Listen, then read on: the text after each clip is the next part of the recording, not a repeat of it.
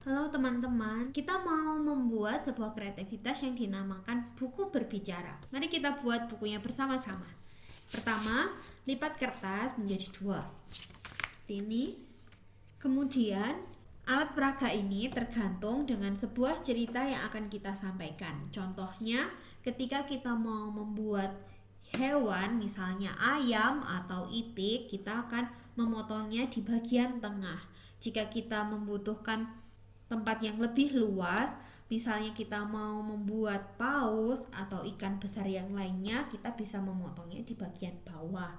Jadi ini bisa menyesuaikan, bisa di tengah, di atas, dan di bawah. Kali ini saya akan membuat satu contoh sederhana dan kita akan memotongnya di bagian tengah. Seperti ini. Jadi untuk memotongnya pun kita juga harus menyesuaikan. Jika hewannya kecil, kita harus memotongnya dengan lebih pendek seperti ini. Tapi jika hewannya cukup besar, kita harus memotongnya lebih lebar. Atau jika kita membuat kata atau yang lain, kita bisa memotongnya sedikit lebih ke atas. Jadi semuanya itu menyesuaikan apa yang akan kita sampaikan untuk bercerita. Oke, mari kita lihat. Kita akan melipatnya menjadi sebuah bentuk segitiga. Seperti ini ya, kita akan melipat segitiga. Yang bawah juga. Kita melipatnya seperti ini sampai bagian ini membentuk huruf V. Sudah seperti ini, kita akan melipatnya ke bagian belakang juga supaya mempermudah kita untuk membentuk mulut.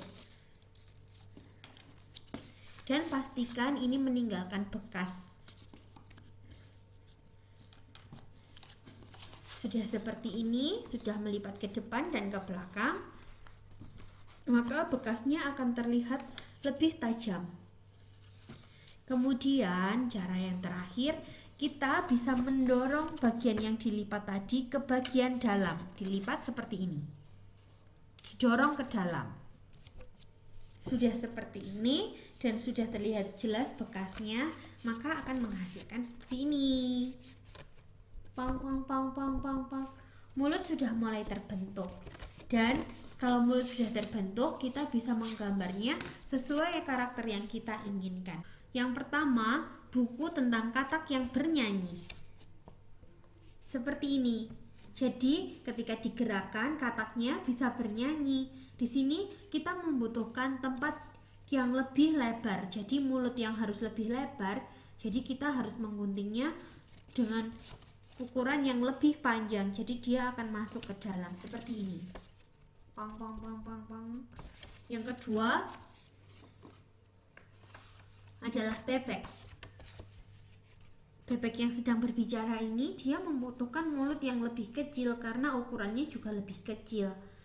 Jadi kita hanya memotongnya sebagian saja, hanya sebagian kecil seperti ini. Dan yang ketiga adalah anak ayam yang kecil. Anak ayam yang kecil ini membutuhkan tempat yang lebih tinggi. Jadi kita memotongnya tidak terlalu ke tengah, tapi kita bisa memotongnya lebih ke atas. Yang terakhir, saya memiliki sebuah cerita yang menceritakan tentang seorang Yunus yang diperintahkan oleh Tuhan pergi ke Niniwe. Tapi apa yang terjadi? Dia pergi dari kehendak Allah dan dia pergi ke tempat yang lain sehingga Tuhan mengizinkan seekor paus yang sangat besar untuk menelan Yunus. Hop!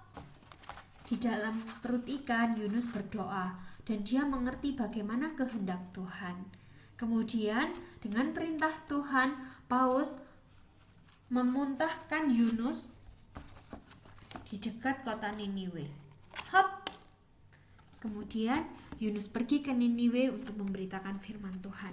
Jadi teman-teman, melalui banyak cerita ini, melalui alat peraga ini, kita bisa membuat berbagai macam buku cerita yang lain. Kita bisa menggunakannya dengan cerita-cerita tokoh Alkitab yang lain. Sampai ketemu lagi di buku-buku selanjutnya. Tuhan Yesus memberkati.